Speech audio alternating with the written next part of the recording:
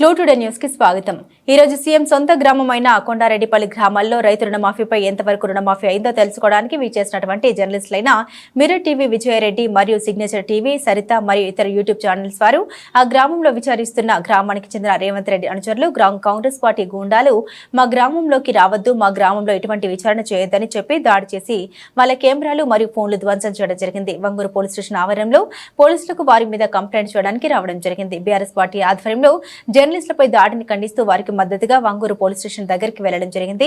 ఈ కార్యక్రమంలో నాగర్ కర్నూలు జిల్లా బీఆర్ఎస్ పార్టీ అధ్యక్షులు అచ్చంపేట మాజీ శాసనసభ్యులు గువ్వల బాలరాజు గారు, వారి వెంట మాజీ అధ్యక్షులు గణేష్ రావు, నరేందర్ రావు, కల్వకుర్తి మాజీ వైస్ చైర్మన్ మంద రాజేందర్ రెడ్డి, కేటీఆర్ సేవ సమితి నాగర్ కర్నూలు జిల్లా అధ్యక్షులు సురేందర్, మాజీ సర్పంచుల సంఘం అధ్యక్షుడు అంకురి ఆంజనేయులు, రామకృష్ణారెడ్డి, సైదులు, రమేష్ గౌడ్, మాజీ సర్పంచులు, ఎంపీటీసీలు, యువ సంఘాల నాయకులు, వారితో పాటుగా పెద్ద ఎత్తున బీఆర్ఎస్ పార్టీ కార్యకర్తలు పాల్గొనడం జరిగింది. ప్రభుత్వం ప్రజలను ఏ రకంగా వంచిస్తుందో మనమందరం కూడా గమనిస్తూ ఉన్నాం.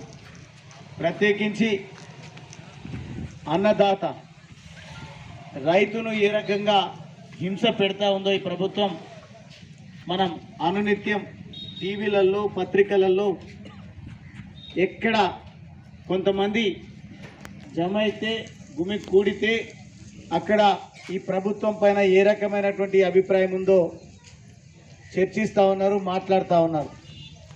కానీ బాహాటంగా రాకపోవడానికి ప్రజలు కారణం ఏంటి అని అంటే వీళ్ళ దుర్మార్గాలు, దౌర్జన్యాలు, రౌడీయిజము, గూండాయిజము, ప్రజా స్వేచ్ఛను హరించే విధంగా వీరు అవలంబిస్తున్నటువంటి విధానం వల్ల ఈరోజు నివురు గప్పిన నిప్పులాగా ప్రజల గుండెల్లో ప్రజా వ్యతిరేకత నిండుకొని ఉంది.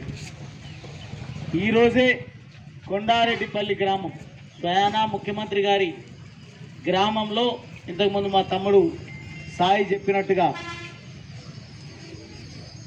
కొన్ని ఛానల్స్ వారు, జర్నలిస్టులు తమకు రాష్ట్రంలో జరుగుతున్నటువంటి ఈ చర్చను నిజమా కాదా అని తెలుసుకొని ఒక క్లారిటీ ప్రజలకు ఇవ్వాలి, ఒక బాధ్యత కలిగినటువంటి మీడియా సంస్థలుగా, జర్నలిస్టులుగా అని వాళ్ళు అక్కడికి వెళ్తే మహిళా జర్నలిస్టుల పైన విచ్చలవిడిగా దాడి చేయడం అనేది ఎంతవరకు సబబు అని సందర్భంగా నేను ప్రభుత్వాన్ని అడుగుతా ఉన్నా. ఈ సంఘటనను బీఆర్ఎస్ పార్టీ తీవ్రంగా ఖండిస్తూ ఉంది.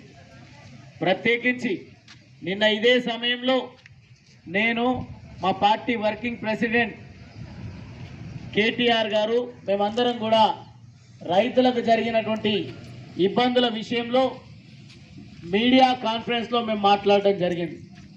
మాట్లాడినగా రాష్ట్ర వ్యాప్తంగా పక్కన